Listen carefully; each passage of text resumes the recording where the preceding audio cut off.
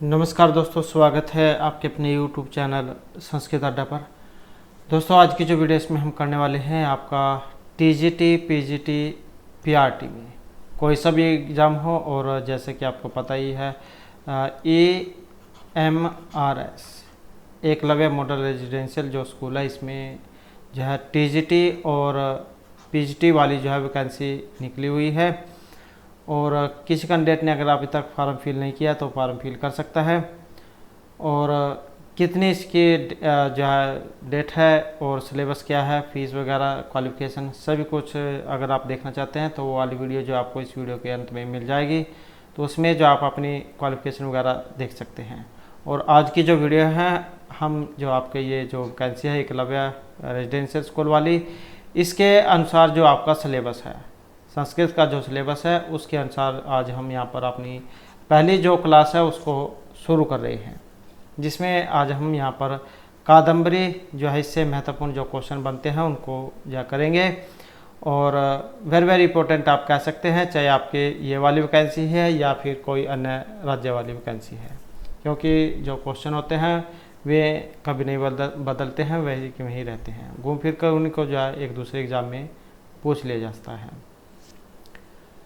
तो हमारा जो यहाँ पर पहला जो क्वेश्चन आया है मेर्सी बाणभट्ट से है, मेर्सी बाणभट्ट से पिथु नाम। और ये जो कादम्बरी है मेर्सी जो बाणभट्ट है इनके द्वारा ये लिखी गई है। तो कई बार जो एग्ज़ाम में जैसे यहाँ पर मेर्सी बाणभट्ट जो इनके द्वारा लिखी गई है तो इनके बारे में भी जब पूछ लिया जा सकता है, इनके जन्म के बारे में, इनके माता पिता के बारे में। तो मेर्सी बाणभट्ट जो इनके पिता कौन थे? वात्स्यायन है, अर्थपति, कुबेर है या चित्तरभानु है। और यहाँ पर जो हमारा सी आंसर रहेगा ये है ऑप्शन डी वाला, तो ये है चित्तरभानु।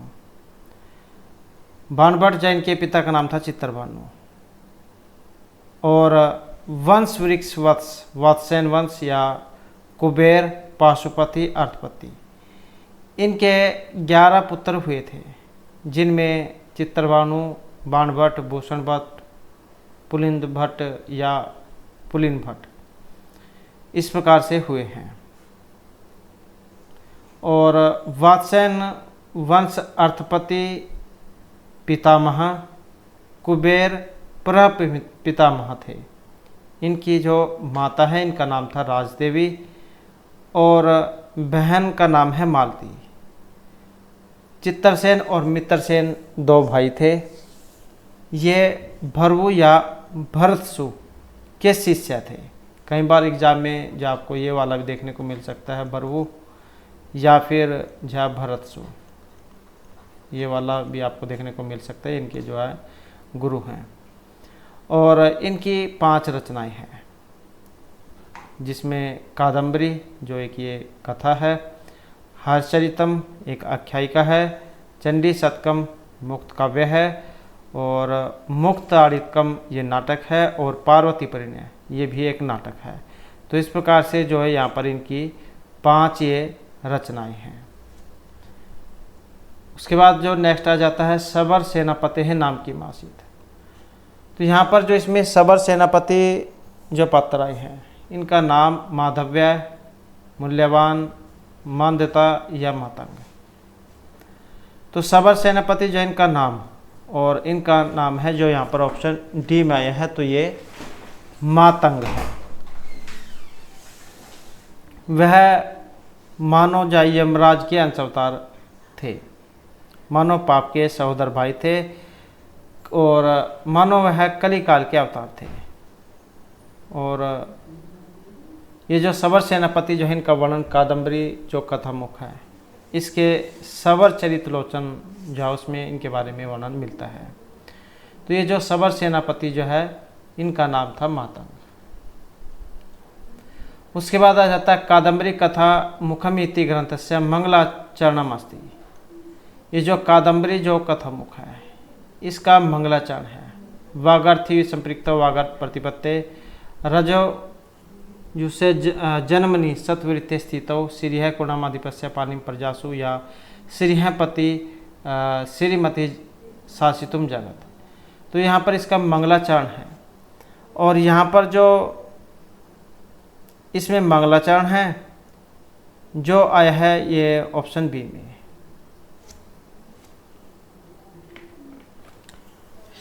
तो यहाँ पर जो है इसमें जो ऑप्शन बी है इसको माना गया है। रजोजु से जन्मनि सत्वृत्ते स्थितो प्रजा नाम पर लेतम है सप्री से अजाय सर्गा स्थिति ना सेत में तरिमय त्रिगुण आत्मने नाम है। इस प्रकार का एक ये श्लोक है। और ये जो श्लोक है इसमें कादम्बरी जो कथा मुख जो है इसका ग्रंथ का मंगलाचरण है, जिसमें त्रिगुण मैं पर ब्रह्मा की वंदना की गई है। और मंगलाचरण का जो प्रकार है वह नमस्कारात्मक है। ये भी एग्जाम में क्वेश्चन जो है कई बार आ चुका है कि इसका जो मंगलाचरण है किस प्रकार का है। तो ये नमस्कारात्मक है, नमस्कारात्मक।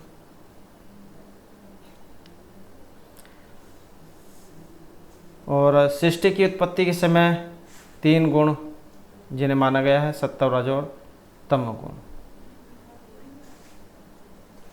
तो ये जो रजोगुण है ब्रह्मा स्वरूप माना गया है, सत्वगुण विष्णु स्वरूप माना गया है, और जो तमोगुण है इनको शिव स्वरूप माना गया है। तो इस प्रकार के कारण ये इनके मूल हैं।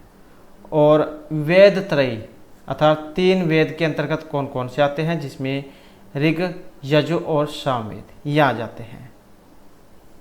तो यहाँ पर जो पर ब्रह्मा जो उनको नमस्कार किया गया है, तो ऑप्शन जो है इसका बी ये माना गया है। उसके बाद आ जाता है अपरिणाम उपसमय है दारुणा लक्ष्मी मद है इति अहम सूक्ति वर्धते। तो यहाँ पर ये सूक्ति आई है। और अभिज्ञान शकुंतलम उत्तरामचरितम कादम्बरी शुकनाशुपदेश या नल चंपू काव्य। तो ये जो यहाँ पर आई है जो ऑप्शन सी में है, तो कादम्बरी शुकनाशुपदेश जो उसमें से ये ली गई है। मंत्री जो सुखनाश है ये चंद्रापीड़ के राज्याभिषेक के समय उपदेश देते हुए कहते हैं कि धन से उत्पन्न नशा ऐसा तीक्ष्ण होता है जो अंतिम वृद्धा अवस्था में भी शांत नहीं होता, अर्थात मरते दम तक भी नहीं उतरता है।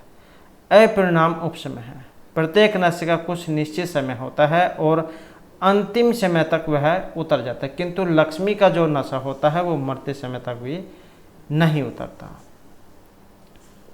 ये धन दौलत पैसा जो होता है इसका जो नशा है वो कभी नहीं जाता। आपने उसी से लगा लो, अगर कोई गांव से है, जैसे वहाँ पर कोई सरपंच बनता है, अगर कोई एक बार सरपंच बन जाता है तो वो दूसरी बार भी दोबारा से सरपंच ही बनना चाहता है। तो सारा चक्कर जो है धन दौलत का है। तो ये लक्ष्मी जो होते हैं इसका नशा ऐसी होता है। नेक्स्ट है लब्धापि दुखेन संरक्षते, विद्या शक्ति समृद्धि या लक्ष्मी है। तो लब्धापि दुखेन संरक्षते यह भी एक सूक्ति है जो कादम्बरी से ही ली गई है। और यहाँ पर किसके बारे में कहा गया है, यहाँ पर जो इसमें आया है जो ऑप्शन सी में है, लब्धापि लक्ष्मी ही दुखेन, सॉरी ये जो डी में है, लब्धापि दुखेन संरक्षित है अर्थात लक्ष्मी। तो लक्ष्मी जैन के बारे में यहाँ पर बताया गया है कि लक्ष्मी को प्राप्त करने पर भी एक कष्ट से परिपालना होती है। और ये जो कथन है सुखनाश उपदेश का है। लक्ष्मी के बारे में कहा गया था कि संसार में ऐसी कोई वस्तु अपरिचित नहीं जिससे कि लक्ष्मी परिचित न हो। तो बात वही है धन लक्ष्मी, क्योंकि अगर किसी के पास धन दौलत है तो उसे खतरा लग रहता है कि कहीं जहाँ हमारे ऊपर कोई छापा न पड़ जाए, रेड न पड़ जाए, या चोर उसे चुरा न ले जाए। और जिनके पास नहीं है वे सोचते हैं कि हमारे पास धन दौलत क्यों नहीं है। तो इस प्रकार से जिसके पास ये है वो भी दुखी है, नहीं है वो भी दुखी है, और जिसके पास है इसकी रक्षा करनी बहुत कठिन है। नेक्स्ट है सुखनासेन का उपदिष्ट है। तारापीड़ है, चंद्रापीड़ है, जाबाली या पुंडरिक है। तो सुखनासेन का उपदिष्ट है। ये जो सुखनाश जो है इनके द्वारा उपदेश दिया गया था, और यह दिया गया था चंद्रापीड़ को। तो सुकनास ने चंद्रपीड़ जैन को उपदेश दिया था। मंत्री हैं ही सुकनास। इन्होंने विनीत राजकुमार चंद्रपीड़ को और विनीत तथा सदाचारी बनने की अभिलाषा से यह उपदेश दिया था कि हे वत्स चंद्रपीड़, यद्यपि समस्त जानने योग्य बातों को जानने वाले, सभी शास्त्रों और विद्याओं का मनन कर लेने वाले तुम्हारे समान व्यक्ति को उपदेश की कोई आवश्यकता नहीं है। फिर भी यौवन का गहन अंधकार, लक्ष्मी का मद, ऐश्वर्य का तिमिर, अंध रोग, राज्य सुख रूपी सन्निपात, निद्रा और मनुष्य को घोर संकट में डालकर नष्ट कर देने में समर्थ होते हैं। कहने का मतलब यह है कि अभी तुम अभी बच्चे ही हो कह सकते हैं, या तुमने अभी यौवन को प्राप्त किया है, या जो युवावस्था जो होती है ये जल्द ही क्या है बुराइयों में लिप्त होने वाली अवस्था है। तो इस प्रकार से यहाँ पर इनके मंत्री हैं ही सुकनास, जिन्होंने चंद्रपीड़ को उपदेश दिया था इनके राज्याभिषेक के अवसर पर। नेक्स्ट आ जाता है महाकवि बाणभट्ट कृत कादम्बरी अंतर्गत ग्रंथ है। ये जो महाकवि महर्षि जो बाणभट्ट है इनके द्वारा जो रचिता कादम्बरी ये ग्रंथ है। वासुदत्ता, ऋग्वेद भाष्य भूमिका, सुकनास उपदेश या वेदांत सार। तो महर्षि बाणभट्ट के द्वारा जो कादम्बरी रचित है इसी के अंतर्गत आता है ये जो ऑप्शन बी में आया है, सुकनास उपदेश। और ये जो कादम्बरी जो है इसी का ही एक अंश है। इसमें उज्जैनी के राजा तारापीड़ के मंत्री सुकनास के द्वारा राजकुमार चंद्रपीड़ को लोक व्यवहार के लिए उपयोगी संदेश दिया गया है, इसलिए इस अंश का नाम भी सुकनास उपदेश रखा गया है। और यही कादम्बरी का भावात्मक हृदय स्पर्शी चिंतनीय प्रसंग भी है। इसे जो आप कादम्बरी का सारभूत तत्व कह सकते हैं।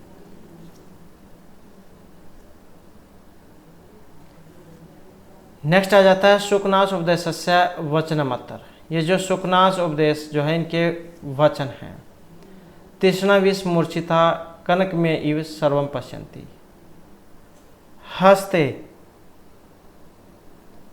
लीला कमलम बाल कुंदो अन्विदम, बोधार मत्सर ग्रस्ता भरव समय दूषिता या हितम मनोहारिचा दुर्लभम वच है। तो इस प्रकार की ये 4 सूक्तियाँ कह सकते हैं यहाँ पर। और यहाँ पर जो ये वचन जो है जो ऑप्शन ए में आए हैं, तृष्णा विष मूर्छिता कनक में इव सर्वम पुष्यन्ति। तृष्णा मतलब क्या होता है, प्यास कह सकते हैं आप। प्यास या विषयों के प्रति लालसा रूपी विष से मोहित हुए राजा लोग प्रत्येक वस्तु को स्वर्ण निर्मित अर्थात सोने से बने हुई देखने लगते हैं। और ये जो दूसरी जो सूक्ति आई थी ये आपके मेघदूत में से है, जो ये महर्षि कालिदास के द्वारा रचित है। और ये बोधारो मत्सरग्रस्ता भरभय समय दूषिता ये नीति शतक में से है, जो महर्षि भर्तृहरि के द्वारा रचित है। और ये जो ये तो मनोहारिचा दुर्लभम वचन है ये किरातार्जुनीय में से है, जो महर्षि भारवी के द्वारा रचित है। उसके बाद आ जाता है सुकनासय यम उपदिष्टवान स उपदेश अनंतरम कुतर जगाम, मातुरंतिकम सभवनम पितुरंतिकम या स उपवनम।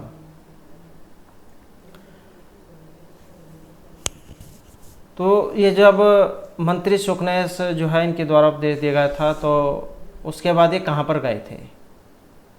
माता अपने भवन में, पिता के पास, या उपवन में, कहाँ पर गए थे? और यहाँ पर जो सी आंसर ऑप्शन रहेगा सी वाला। तो उसके बाद वे अपने भवन में गए थे। मंत्री सुकनास के उपदेश देने के बाद चंद्रपीड़ अपने भवन में गए थे। सौ भवनम, सौ मतलब अपने भवन में, महल में। नेक्स्ट है लक्ष्मी प्रति किम अकथ्यत। लक्ष्मी के प्रति क्या कहा गया है? सरस्वती परिगृहीतुम न लंघ्यते वरम पर्वत दुर्गेशु भ्रांतम वनेचरीशः संतप्ता नाम तो मासी शरणम या जातवन से भुवन विदिते। तो यहाँ पर लक्ष्मी जो है इनके प्रति क्या कहा गया है? और लक्ष्मी के प्रति कहा गया है जो ऑप्शन ए में आया है, सरस्वती परिगृहीतुम ऋषु न अलिंगति, अर्थात सरस्वती के द्वारा स्वीकृत व्यक्ति को लक्ष्मी ईर्ष्या के कारण आलिंगन नहीं करती। ईर्ष्या इव न लिंगति, कि सरस्वती क्या है, सरस्वती द्वारा स्वीकृत व्यक्ति को लक्ष्मी ईर्ष्या के कारण आलिंगन नहीं करती। सुकनास उपदेश जो उसमें से है ये।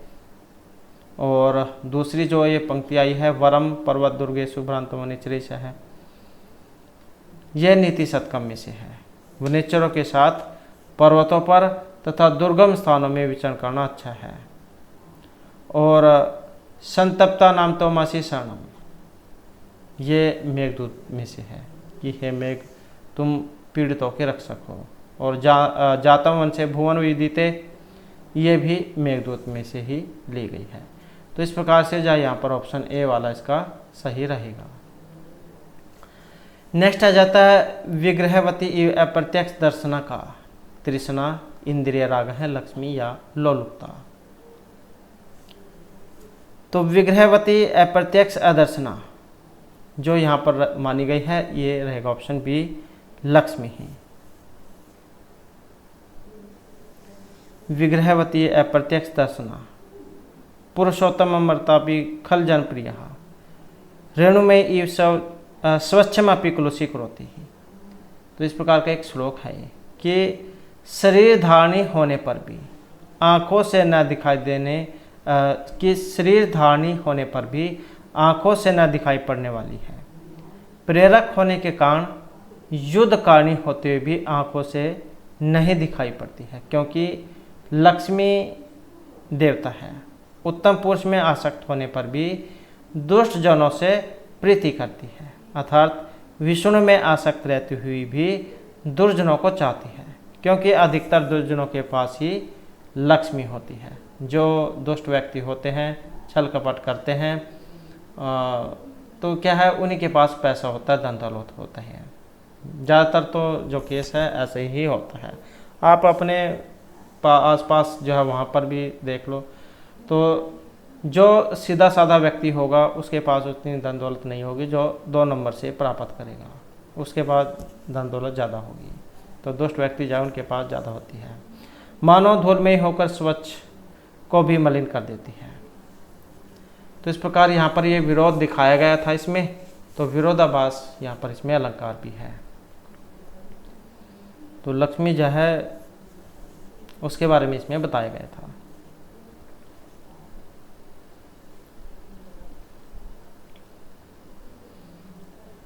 नेक्स्ट आ जाता है अहंकार व ज्वर मूर्छिता का भवती, राज प्रकृति ही, राजमहिषी, राजनीति या राजकन्या। तो अहंकार, इसका जो यहाँ पर सी आंसर है इनमें ऑप्शन रहेगा ए वाला। तो ये भी यहाँ पर राज प्रकृति जो है उसके बारे में कहा गया है। राज प्रकृति मतलब राजा का जो स्वभाव है। राजा का स्वभाव जो स्वभाव है अभिमान रूपी तीव्र ताप से उत्पन्न होने वाली मूर्छा के कारण अंधकार तुल्य बना हुआ एवं व्याकुल रहता है। अहंकार दहा ज्वर मूर्छिता, राजा का स्वभाव अभिमान रूपी तीव्र ताप से उत्पन्न होने वाली मूर्छा के कारण अंधकार तुल्य बना हुआ एवं व्याकुल रहता है।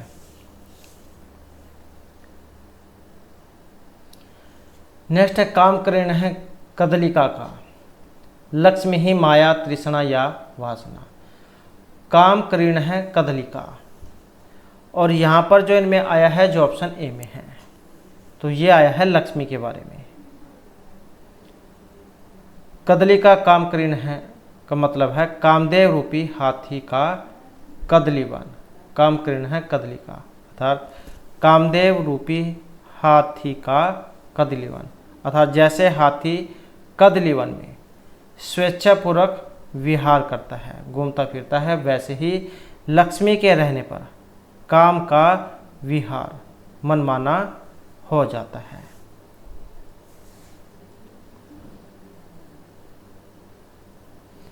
नेक्स्ट है कादम्बरी मैत्रीच्य भाणभट्टस्य द्वितीय गद्य काव्यम की।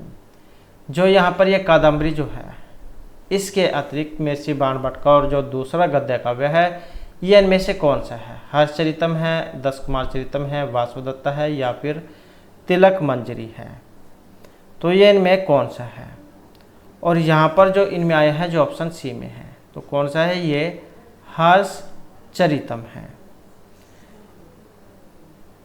और जो राजा जो थे हर्षवर्धन, जो वर्तमान में जो कुरुक्षेत्र है, कुरुक्षेत्र के अंतर्गत जो थानेसर जो स्थान है, वहाँ के जो राजा थे हर्ष, उनके दरबारी कवि थे महर्षि बाणभट्ट।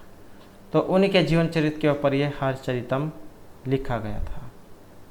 और यह इतिहास प्रसिद्ध गद्य काव्य के भेद से आख्यायिका का ग्रंथ है और इसमें 8 उच्छ्वास हैं। क्या है? 8 उच्छ्वास, 8 उच्छ्वास हैं। और जो यहाँ पर दस कुमार चरित जो है ये महर्षि दंडी जाउन की है, और वासवदत्ता जो ये सुबंधु की है, और जो यहाँ पर तिलक मंजरी आई है ये धनपाल की है। उसके बाद आ जाता है यौवन आरंभे च प्रायः शास्त्र जल प्रक्षालम निर्मलापि कलुषितम आयाति बुद्धि इति केन उपदिष्टम चंद्रपीड़ेन तारापीड़ेन शुकनासेन या महाश्वेताया। तो जैसे कि ये कई बार एग्जाम में पूछा भी जाता है कि ये पंक्ति कहाँ से आई है, तो ये कादम्बरी जाउस में से है। और इसमें किसके बारे में कहा गया है? कि केन उपदिष्टम, और ये जो कहा गया है जो ऑप्शन डी में है, शुकनासेन।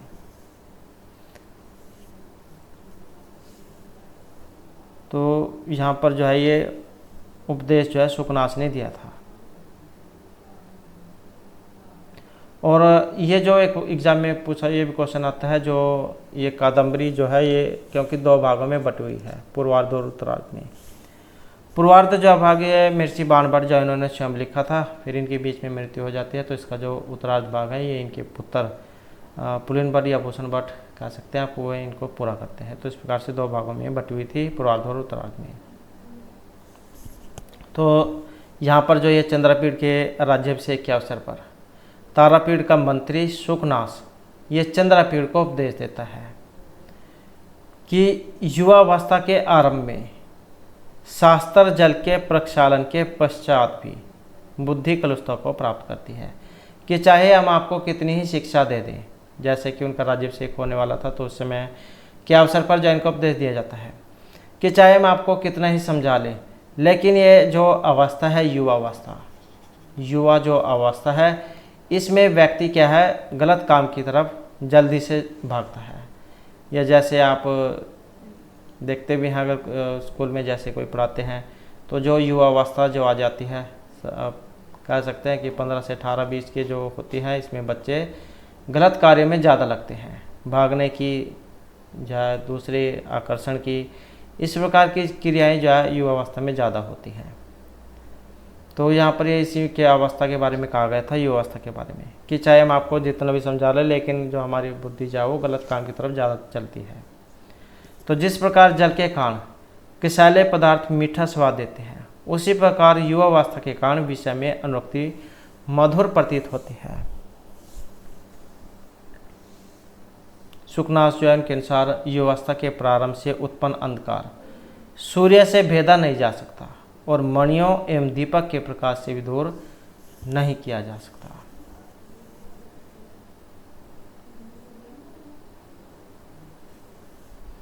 और लक्ष्मी से जो उत्पन्न जो मद होता है वो वृद्धावस्था में भी शांत नहीं होता। तो इस प्रकार से जो है यहाँ पर उपदेश ये दिया गया था। नेक्स्ट है कादम्बरी कथायाम पुंडरीकस्य अनुरागः कम प्रति आसीत्। कादम्बरी जो कथा है इसमें पुंडरीक का जो अनुराग है, प्रेम है, वो किन के प्रति था? कादम्बरीम प्रति, वासवदत्ताम प्रति, महाश्वेताम प्रति या तापसीम प्रति। तो ये जो प्रेम जो था, अनुराग जो था, ये महाश्वेता के प्रति था। और जैसे चंद्रपीड़ है उनकी कादम्बरी है नायिका, ऐसे पुंडरीक की ये महाश्वेता है। तो कादम्बरी जो कथा इसमें पुंडरीक का जो प्रेम था वो महाश्वेता के प्रति था। और ये जो कादम्बरी है इसमें चंद्रपीड़ और जो वैशंपायन है, इनके 3 जन्मों की कथा है। चंद्रमा, चंद्रापीड़ और शूद्रक, इस प्रकार से जिनका जन्म है। और पुंडरीक, वैशंपायन और शुक, इस प्रकार से है।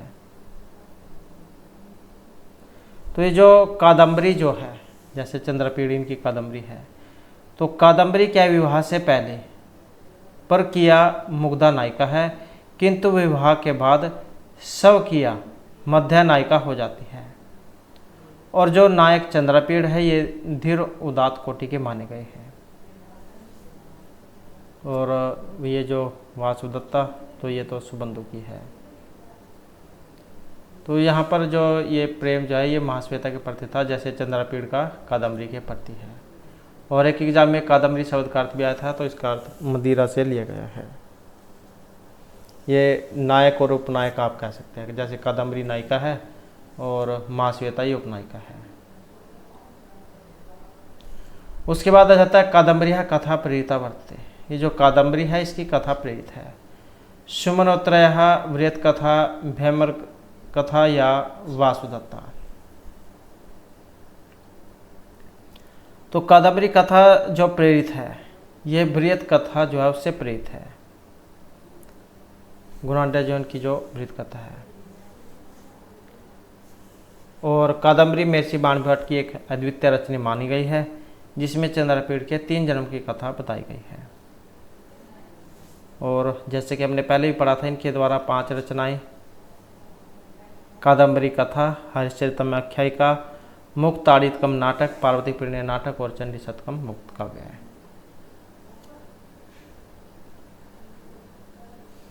नेक्स्ट है वाणी बाणो बभू इति भाणकम वर्तते।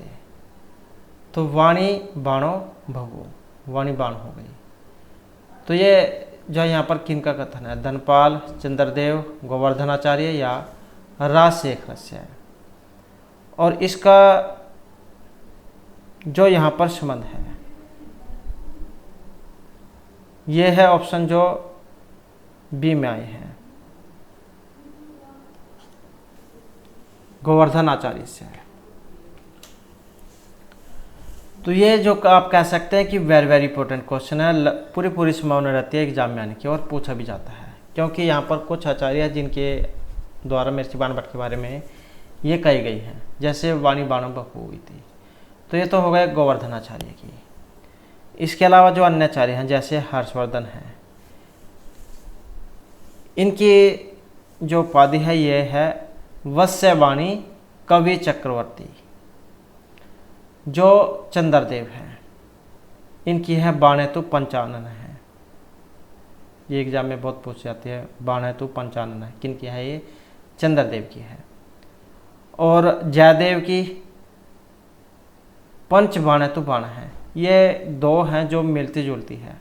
एक तो बाणेतु पंचानन है, ये तो जयदेव की है, और ये तो है चंद्रदेव की, बाणेतु पंचानन है। तो जैसे चंद्रदेव है, इनकी तो है बाणेतु पंचानन है, ये वाला बाणस्तु, ये बा है, बाणेतु पंचानन है, पंचानन है, ये तो है चंद्रदेव की। और जो जयदेव है, इनकी है पंच बाण है, तो बाण है, तो बाण है, पंच बाण है, तो बाण है। और जो धर्मदास है, इनकी है वाणी भाणस्य मधुर शिलस्य है।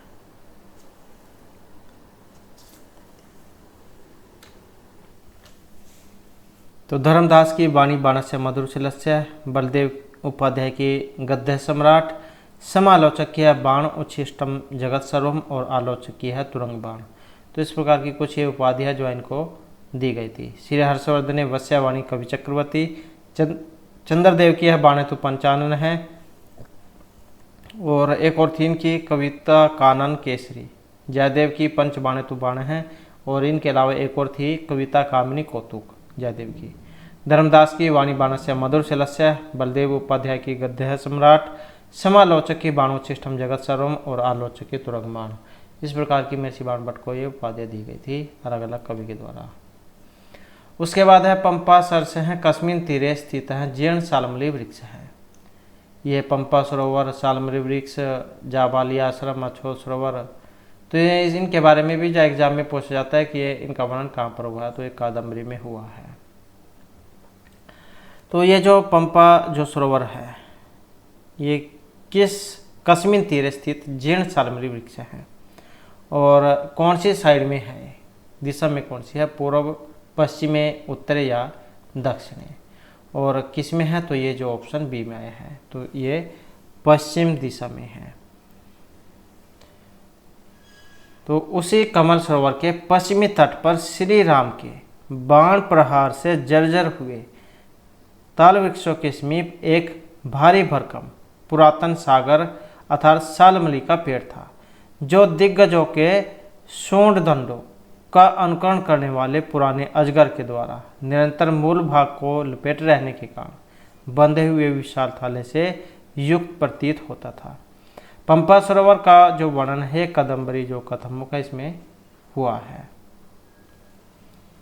और इसमें और कौन कौन से वर्णन हुए हैं, एक तो जैसे सुदरक वर्णन हो गया, सुख वर्णन है, चंडाल कन्या है, विंध्याटवी जो तट है, सबर सेना का वर्णन है, इसमें सालमली वृक्ष है, जवाली आश्रम है और उज्जैनी का वर्णन है, तारापीड़, इंद्रायुध, अछोत सरोवर, महाश्वेता, कादम्बरी, तो इनके बारे में यहाँ पर इसमें वर्णन हुआ है। नेक्स्ट आ जाता है अस्ति उत्तर श्याम दिशि देवतात्मा हिमालय नाम नगाति राजा है इत्यत्र किम छंद है प्रयुक्तम। तो यहाँ पर इसमें छंद आया है कौन सा है, वसंतम, उपजाति, अनुष्टम या फिर वसंती का छंद। और यहाँ पर जो इसमें आया है जो ऑप्शन बी में है तो उपजाति यहाँ पर छंद है। उपजाति जो होता है ये इंद्रवज्रा और उपेंद्र वज्रा जो छंद है इनका ये मिश्रण है। अनंतर उदीरितम लक्ष्म भाजो पादो यदि उपजाति ही ता इदम किलानुष्वपि मिश्रितासु समरंती जातिषु इदम एव नाम। उपजाति जो छंद है इसके जो प्रत्येक पाद है इसमें 11 वर्ण होते हैं और इंद्र वज्रा और उपेंद्र वज्रा इन दोनों का ये मिश्रण है।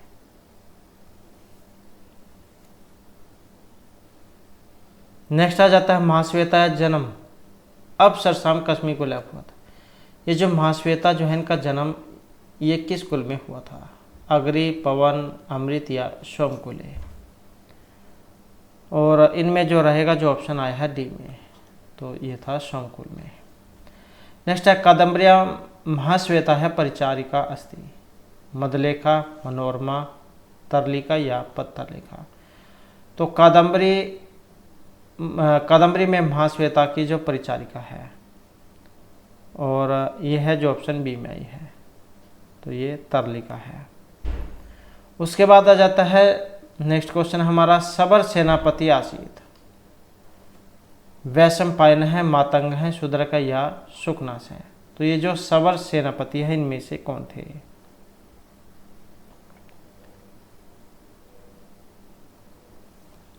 और यहाँ पर जो हमारा सी आंसर है जो आया है ऑप्शन डी में तो ये शूद्रक हैं। ऐसे अगर वैसे नहीं याद रहता है तो यहाँ पर भी सा है और यहाँ पर भी सा है, सबर शूद्रक। तो सबर जो है ये शूद्रक के सेनापति थे और जो शूद्रक हैं ये विदिशा के राजा थे। वैशंपायन ये एक तोता जो है उनका नाम था वैशंपायन शुक, और शुकनाश ये मंत्री हैं, मातंग ये ऋषि हैं। नेक्स्ट लक्ष्मी साधु भाव किम हुआ, प्रस्तावना, राजीवा, कदलिका या वध्यशाला। यहाँ पर जो इसमें आया है जो ऑप्शन डी में है वध्यशाला। तो ये जो सुकनास उपदेश जो है इनके अनुसार जो लक्ष्मी है साधु स्वभाव वालों के लिए वध्यशाला है। कहने का मतलब है जो सीधे स्वभाव वाले होते हैं लक्ष्मी उनके पास नहीं होती, बल्कि जो दुष्ट कपट जो होते हैं उनके पास देखने को मिलती है। नेक्स्ट आ जाता है स्वस्य एविनेस्य फलम अनुभूयते इति अवोचत। जाबाल ही सुकनाश हरित या अगस्त हैं। और यहाँ पर जो हमारा आंसर है ऑप्शन आएगा ये वाला। तो ये जो जाबाली जो है इनका कथन है ये, तो ये कथन महर्षि जाबाली का है। महर्षि जो जाबाली है इन्होंने वैशंपायन की जो मानसिक स्थिति है उसको सामने रखकर ये बात कही थी। और सुकनयस तो ये तारा पीठ जैन के मंत्री हैं। और युवराज चंद्रापीड़ को अमात्य सुकनास के द्वारा दिया गया उपदेश इनकी योग्यता, दूरदर्शिता, राजनीतिकता और जो उदारता उनको दिखाता है। तो इस प्रकार के जो एक वचन जो थे जाबाली के हैं।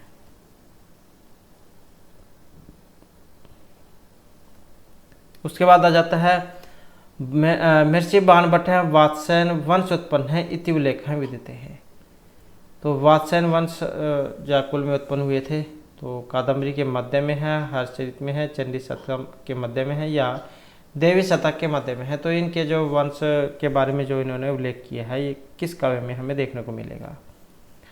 तो ये जो हमें पता लगा है जो ऑप्शन सी में आया है, हर्षचरित जो है इसके मध्य में। वात्स्यायन वंश से उत्पन्न महर्षि बाणभट्ट ने अपना जो परिचय है ये हर्षचरित के प्रथम जो 3 उच्छ्वास है इनमें दिया है। नेक्स्ट है चंद्रापीड़ है द्वितीय जन्मनि भवति। तो ये जो चंद्रापीड़ है ये दूसरे जन्म में इनमें से कौन थे? पुंडरीक है, वैशंपायन है, शूद्रक है या सुकनास है। तो जो चंद्रापीड़ है ये दूसरे जन्म में, तो द्वितीय जन्मनि शूद्रक है।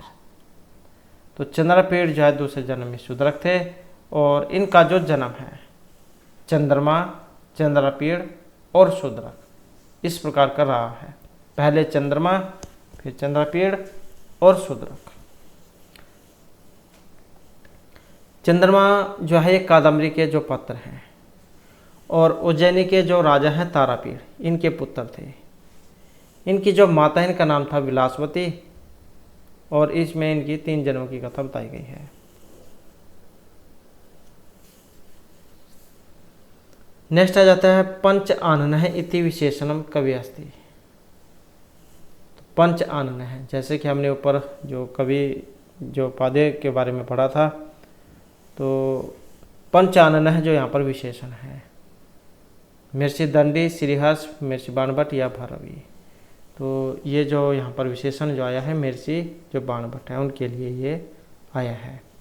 बाण है तो पंचानन है। तो ये जो जयदेव हैं इन्होंने महर्षि बाणभट्ट की प्रशंसा में ये कहे थे, बाण है तो पंचानन है।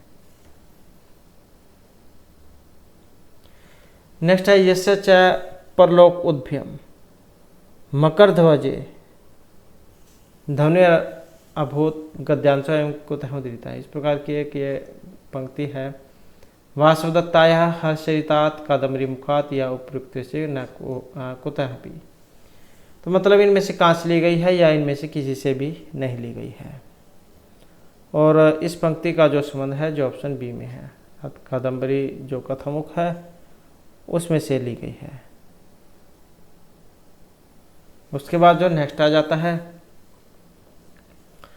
कादम्बरी कथामुखस्य चंडाल कन्या वर्णने सर्वाधिकम सौंदर्यम कस्य अलंकारस्य परिलक्ष्यते। कादम्बरी कथामुख का जो चंडाल कन्या का वर्णन है इसमें सबसे अधिक सौंदर्य किस अलंकार का दिखाई देता है? श्लेष अनुपूर्णता या उत्प्रेक्षा, विरोध, तुल्य योग्यता या अप्रस्तुत प्रशंसा का। तो इसमें जो आया है जो ऑप्शन ए में है, श्लेष अनुपूर्णताया उत्प्रेक्षाया। तो ये जो चंडाल कन्या है इनके वर्णन में सर्वाधिक जो सौंदर्य है श्लेष के द्वारा अनुप्राणित उत्प्रेक्ष अलंकार परिलक्षित है। नेक्स्ट है सुखनाश उपदेश है कम अभिप्रेत्य ग्रंथ कारण योजित है। सुखनाश उपदेश किसको लेकर ये ग्रंथ रचते हैं? चंद्रापीड़, तारापीड़, पुंडरीक, वैशंपायन या शूद्रक। और इसका संबंध है ऑप्शन ए में चंद्रापीड़म। सुखनाश उपदेश जो है ये इसका जो उपदेश है ये चंद्रापीड़ को अभिप्रेत करके महर्षि भानुभट ने योजित किया है। जैसे गीता जो है इसमें उपदेश दिया गया है वैसे ही जो सुखनाश उपदेश है इसमें भी उपदेश दिया गया है। तो उपदेशात्मक ग्रंथ आप इसे कह सकते हैं।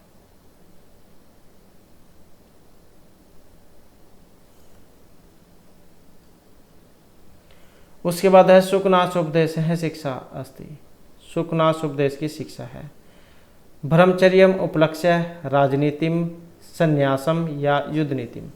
तो यहाँ पर जो ये सुखनाश उपदेश के द्वारा जो शिक्षा दी गई है ब्रह्मचर्य को लेकर है, राजनीति, संन्यास या युद्ध नीति को लेकर है। तो ये जो उपदेश है किन को लेकर है? और ये जो उपदेश है ये राजनीति को लेकर है। तो राजनीति परक शिक्षा के अंतर्गत ये समाहित है।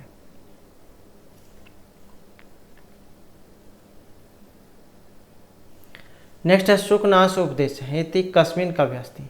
ये जो सुखनाश उपदेश मुद्रा राक्षस हितोपदेश कादम्बरी या दश कुमार चरितम तो किस में है? जो ऑप्शन बी में है कादम्बरी इसी में है।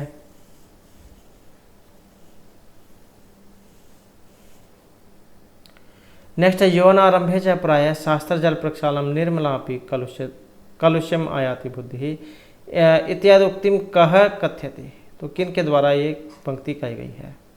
शूद्रक, तारापीड़ है, सुखनाश या चंद्रापीड़ है। तो इस प्रकार के जो उपदेश कह सकते हैं आप ये दिए गए थे सुखनाश के द्वारा जब जो है यहाँ पर जो ये उपदेश दे रहे होते हैं राज्याभिषेक के अवसर पर।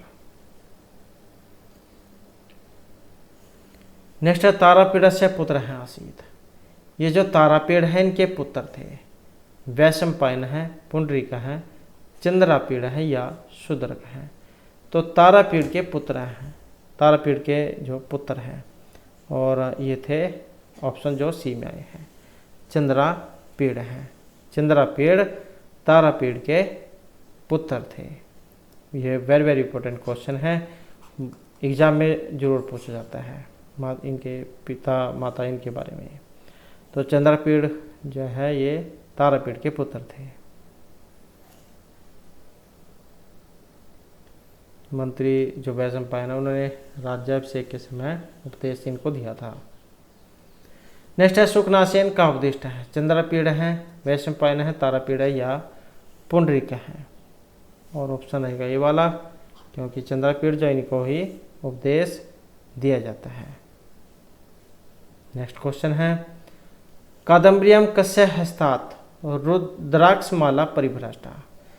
कादम्बरी में किन के हाथ से रुद्राक्ष की माला वो परिभ्रष्ट हो जाती है, मतलब टूटना नष्ट होना। चंद्रापीड़ हस्तात्, तारापीड़ हस्तात्, पुंडरीक या कपिंजल हस्तात्। तो किन के हाथ से टूट जाती है?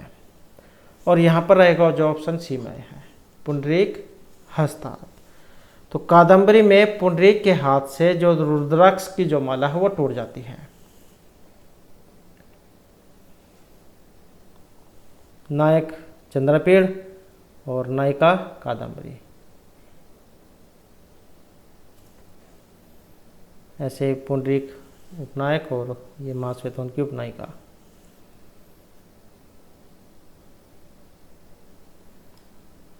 नेक्स्ट है बाणभट्ट से गद्य रीति रास्ते। महर्षि बाणभट्ट की गद्य रीति पांचाली, गौड़ी, वैदर्भी या लाटी। तो महर्षि बाणभट्ट की जो गद्य रीति है ये पांचाली है। पंचाली रीति के लिए महर्षि बाणभट्ट को जाना जाता है। पंचाली रीति की विशेषता की बात करें तो इसमें शब्द और अर्थ का समन्वय और संतुलन है। शब्दार्थी और समय गुंफ है पंचाली रीति ऋष्यते। और महर्षि जो बाणभट्ट है पंचाली रीति के कवि और शिव के उपासक इनको माना गया है। और गौड़ी रीति है ना, सॉरी, ये जो गौड़ी रीति जा इसके तो ये महर्षि भभूति हैं, तो पंचाल रीति के हैं ये। और नेक्स्ट क्वेश्चन है हमारा,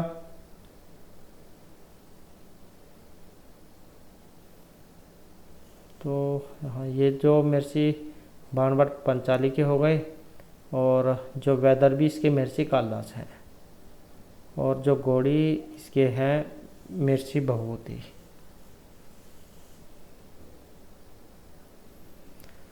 नेक्स्ट है महर्षि बाणभट्टस्य कृति हर्षचरितम् अस्ति।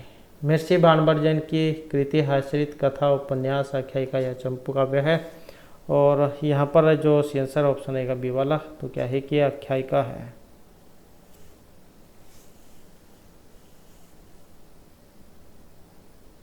इसमें 8 उच्छ्वास है और पहले 2 उच्छ्वास जो है इसमें जो राजा हर्ष हैं, राजा हर्ष ने अपने वंश का वर्णन किया है। और उसके बाद के जो 2 से आगे के बच गए जो 6, इसमें हर्ष के पूर्वजों का वर्णन है।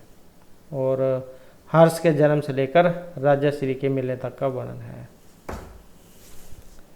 नेक्स्ट है कादम्बरी कथामुखे वर्णनम नास्ति। कादम्बरी का जो कथामुख है इसमें वर्णन नहीं है चंद्रपीड़स्य जाबाली शूद्रक या अगस्त्य।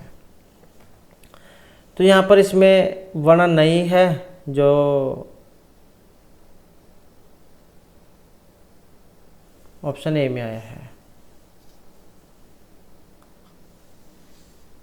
चंद्रपीड़स्य, जबकि इसमें जाबाली अगस्त और शूद्रक जो है इनका वर्णन है।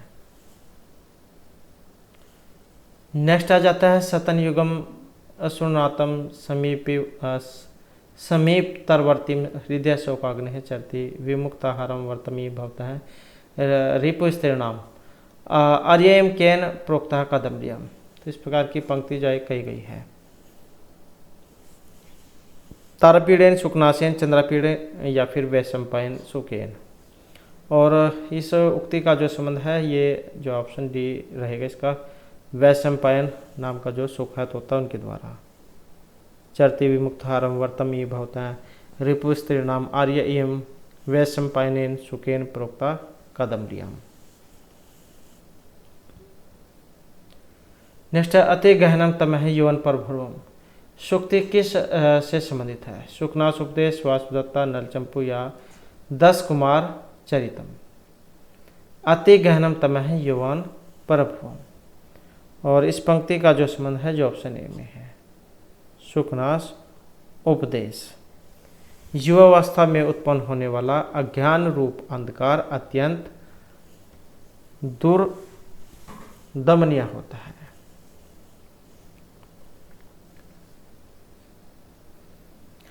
नेक्स्ट है वत्स्यवाणी चक्रवर्ती ही इस उपाधि से समलंकृत है। महर्षि बाणभट्ट, चित्रभानु, भूषण भट्ट या पंडित अंबिका दत्त, व्यास। और इस पंक्ति का जो संबंध है जो ऑप्शन ए में है, तो महर्षि बाणभट्ट जो उनकी उपाधि है और किसके द्वारा दी गई थी, यह भी क्वेश्चन जब महत्वपूर्ण हो जाता है। तो जो हर्षवर्धन हैं उनके द्वारा ये दी गई थी वत्स्यवाणी चक्रवर्ती।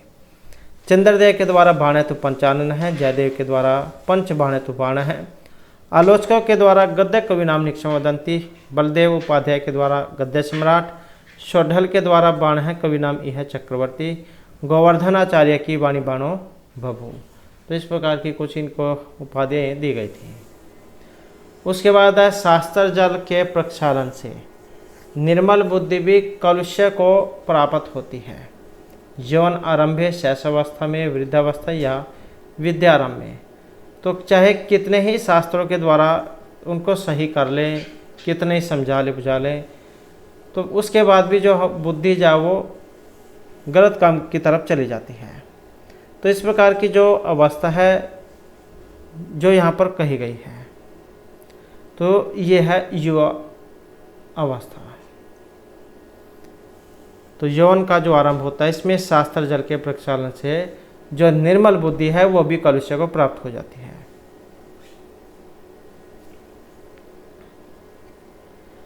नेक्स्ट है बाण है तो पंचानन है। यह जो सूक्ति है चंद्रदेव जयदेव मलिनाथ या मिर्ची मांग, तो बाण है तो पंचानन है और किसने कही है, तो इसका जो संबंध है जो ऑप्शन ए में है, चंद्रदेव जय उनकी है। उसके बाद जो नेक्स्ट आ जाता है राज्य विश्व विकार तंत्र प्रधा राज्य लक्ष्मी है। और इस प्रकार की जो सूक्ति है इसका संबंध है ऑप्शन डी में, सुखनाश उपदेश। नेक्स्ट है निगृहाणाम बटवह पदे पदे यजुंसी समानी चाहिए संकिता है। यह पंक्ति किस कवि की कृति को अभिव्यक्त करती है, महर्षि बाणभट्ट, भारवी, भर्तृहरि या महर्षि भवभूति। और इसका जो संबंध है जो ऑप्शन ए में है, तो महर्षि बाणभट्ट जो उनकी है, तो महर्षि बाणभट्ट की जो कृति है इसको ये अभिव्यक्त करती है। उसके बाद आ जाता है अपरिणाम उपशम है दारुणा लक्ष्मी मद है। सुखनाश उपदेश में कथन तारापीठ चंद्रापीठ सुखनाश या लक्ष्मी ही। और इसका जो संबंध है जो ऑप्शन बी में है, तो सुखनाश जो उनकी है क्योंकि जो राजभिषेक जो होता है उनके अवसर पर जो उपदेश दे रहे हैं तो उस समय ये कही जाती है कि लक्ष्मी रूपी अत्यंत कठोर और कभी ना शांत होने वाली है। उसके बाद है अमृत सहोदरापि कटु विपाका विग्रहवती अपि अप्रत्यक्ष दर्शना पुरुषोत्तम अमरतापि खलजन प्रिया। इसमें अलंकार है और अलंकार यहाँ पर उत्प्रेक्षा पुनोति विरोधाभ्यास या फिर व्यास्तुति। और इसमें जो आया है जो ऑप्शन बी में है, तो यहाँ पर क्या इसमें विरोध दिखाया गया है, तो विरोधाभास यहाँ पर अलंकार है।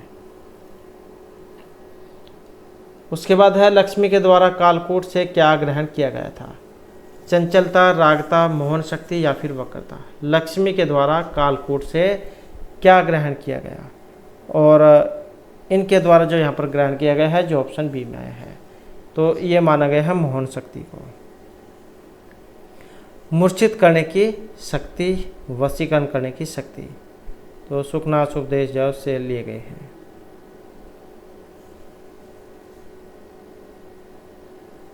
तो इस प्रकार से जो हमारी आज की क्लास वाले महत्वपूर्ण क्वेश्चन थे, और नेक्स्ट जो वीडियो होगी इसमें आपके लिए कादम्बरी का जो इससे आगे के जो महत्वपूर्ण क्वेश्चन है उनको लेकर आएंगे।